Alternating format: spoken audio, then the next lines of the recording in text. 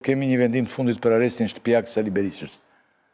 Çfarë vendosi gjykata kushtetuese? Të ditës së sotme. Me të zgjatje thoshte çfarë ishte kjo? Atëherë, zoti Berisha, se pikërisht vendimin për zotin Berisha jam duke hapur dhe duke parë, sepse gjykata kushtetuese e bëri më në fund të publik. Gjykata kushtetuese mori në shqyrtim në datën 17 dhjetor kërkesën e zotit Berisha, i cili kundërshtonte si masë antikushtetuese arrestin në shtëpi, dhe në atë kohë ka një vendim të arsyetuar, është vendimi që sapo është publikuar, po ja dërgoj edhe bashkëpunëtorëve tuaj që ndoshta e kemi më të qartë për ta sqaruar. Atëherë gjykata kushtetuese ka arritur në konkluzionin që masa e sigurisë arrest në shtëpi për ish kryeministrin Sali Berisha ka qenë jo në proporcion të drejtë me nevojat e hetimit dhe ka qenë një masë e tezgjatur. Dhe konkretisht, gjykata thot, pra të ndale me qenë se u bë publike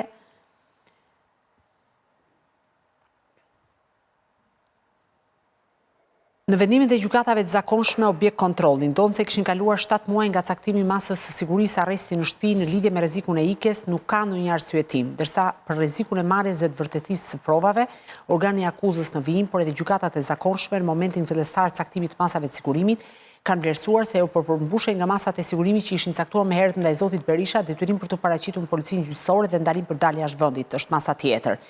Dhe ideja është që prokuroria konstaton faktin se masa e sigurisë e marrë ndaj zotit Berisha ka qenë një masë jo proporcionale dhe e zgjatur në kohë. Pra, nuk mund arresti, thot në vlerësimin e gjykatës, vetëm një rrethan e tillë, pra vetëm fakti që zoti Berisha nuk zbatoi 2 masat, atë detyrimit paraqitjes dhe ndalimit për të dalë jashtë vendit, nuk mund të justifikoj vijimin e zbatimit ndaj kërkuesit të masës arrest në shtëpi, pra nuk mund të përbëjë arsye të mjaftueshme për zgjatje në kohë të gjatë të kufizimit të lirisë, pa arsyetuar për ndonjë arsye të re që justifikon vijimin e masës konkrete. Për këtë arsye, gjykata vlerësoi që vendimet objekt i këtij gjykimi kushtetues që kanë disponuar për vijimin e masës së sigurimit arrest në shtëpi vinë në kundërshtim me kushtetutën.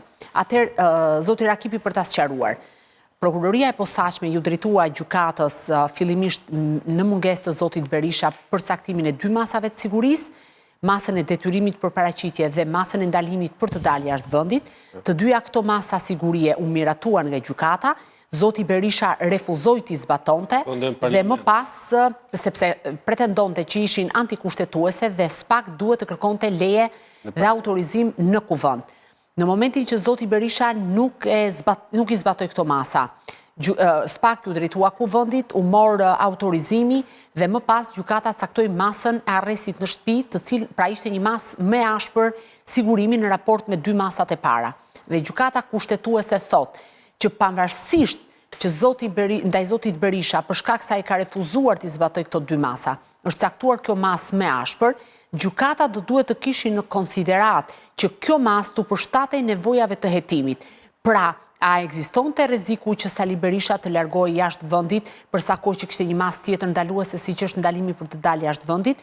A justifikon arsyeton gjykata faktin që zoti Berisha do të prishte provat? Pra thot që kjo masë e arrestit në shtëpi për 11 muaj ka qenë e tezgjatur dhe jo në përputhje me nevojat e sigurimit.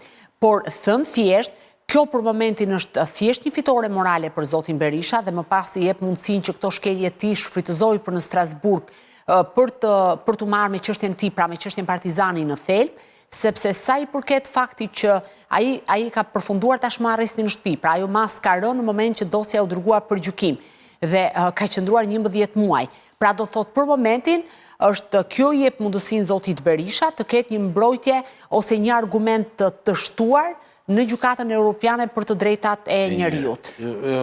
Kjo nuk është, kam përshtypjen, nuk është thjesht një fitore morale vetëm për zotin. Jo, po them për momentin, Klodian, mos më keq kupto, po them jep një argument shumë të fortë për në Strasburg, po për momentin kjo nuk është bën atë që ka kaluar. Jo, se ajo ka rënë, është si fitoria pas pilafit, për këtë jemi dakord. Këtë po them. Çështja është impakti apo precedenti që hap kjo për çështjet e tjera, sepse pa diskutim. Ashtu si zoti Berisha, të njëjtën gjë pretendon zoti Meta që mbahet në burg pa te kalim të kushtetutës, të njëjtën gjë pretendon zoti Veliaj, njëjtin gjë pretendojnë zoti Beqa e të tjerë.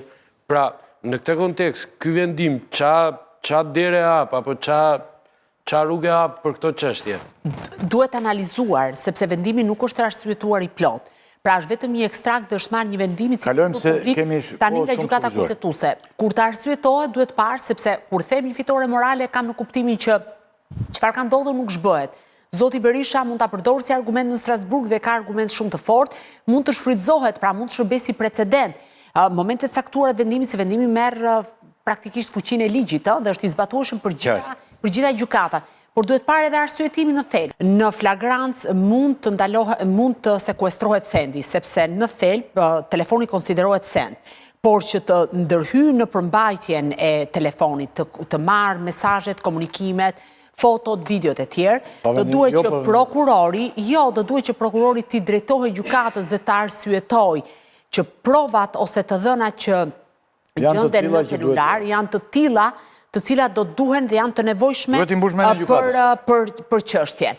Kështu që në një farë mënyre, ky vendimi ka shumë të drejtë Ferdinandi që thotë nuk mund të ketë fuqi prapavepruese për ata subjekte, qofshin të krimit organizuar apo zyrtar të lartë të cilët nuk kanë ushtruar ankim kushtetues, sepse duhet kalojë gjitha hallkat dhe të shkojë deri në gjykatën kushtetuese, dhe ky vendim i lë të zbuluar, por nga ana tjetër, në një farë mënyre është një kornizë që orienton SPAK apo institucionet e tjera se si të veprojnë në të ardhmen. Në fakt, për shembull, në Maltë, unë kam qenë në një trajnim në një vend të Bashkimit Evropian dhe ishte marrë Malta si model. Atje, për shembull, nëse një zyrtar akuzohej për një vepër penale, duhet që gjyqtari, hetues, prokurori, avokati dhe vetë subjekti duhet të shkonin të ishin në të njëjtën seancë dhe t'i bëhej me dije që e dhëna që po merrej i shërbente një aspekt caktuar hetimit. Pra nuk mund të ndërhyhet, është ideja në të gjitha të dhënat personale, por të merren ato komunikime që janë të vlefshme. Megjithatë, unë kam një kritik ndaj gjykatës kushtetuese, sepse ky është një vendim i marrë shumë herët. Unë e prisja me të kritik. Jo, realisht, e kam një kritik dhe po të them një detaj, mund t'u aprovoj, vendimi i zotit Veliaj.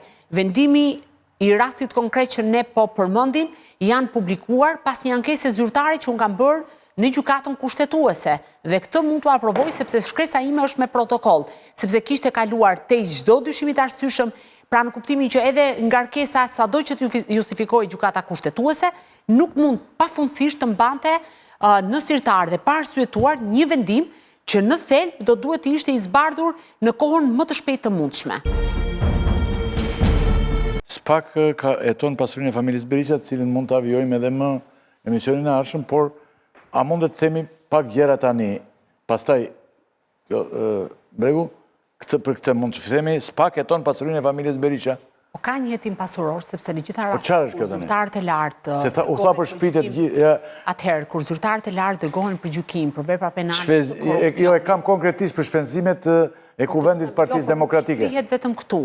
Hetimi pasuror shtrin efektet mbi të gjithë pasurinë e subjektit dhe personave të bashkëlidhur pra familjarëve të tij. Në rastin konkret, thirrja e Belind Kolliçit, pra deputetit aktual të Partisë Demokratike dhe disa eksponentëve të tjerë, lidhe pikërisht me mënyrën e financimit të kuvendit të rithemelimit të 11 dhjetorit 2021.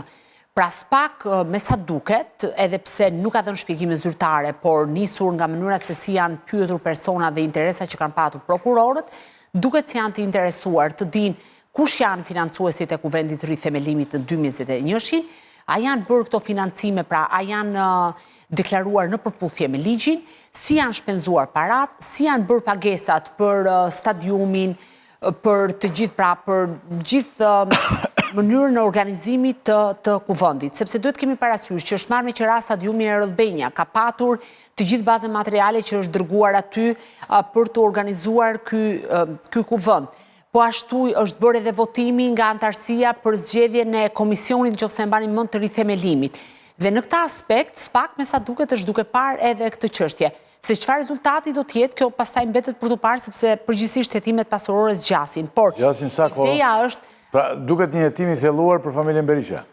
Po, ka disa hetime për disa zyrtarë të lartë, nuk është vetëm për zotin Berisha. Po kjo shifra stadiumi sa shkon kjo e kuvendit? Unë nuk jam në gjendje ta them sepse Partia Demokratike duhet vetë ta deklarojë, ndërkohë që SPAK në kuadër të hetimit mund ta kërkojë përmes, pra mund të bëjë sekuestrimin e gjithë dokumentacionit, sepse kompania që ka erë Albanian duhet të mbajë kontrata për dhënie me qerata ambientit në momentin kur zhvillohen aktivitete të cilat normalisht duhet paguar edhe shumë aqeras. Kështu që ajo është një pjesë që përket SPAK-ut dhe unë nuk jam në gjendje ta them, ndoshta vetë Partia Demokratike duhet ta kishte bërë publike. Kjo duket pak si e sforcuar tani se nuk veti aty. Jo, i ka kohë që e ka nisur. Ai po sulmonte, doktori po sulmonte këtë që ka qenë kryetar. Para Dumani tani bëri këtë armik. Ditën që prezantoi tha që ne e mbështesim, po kur nxori këtë pasaj nuk e mbështet.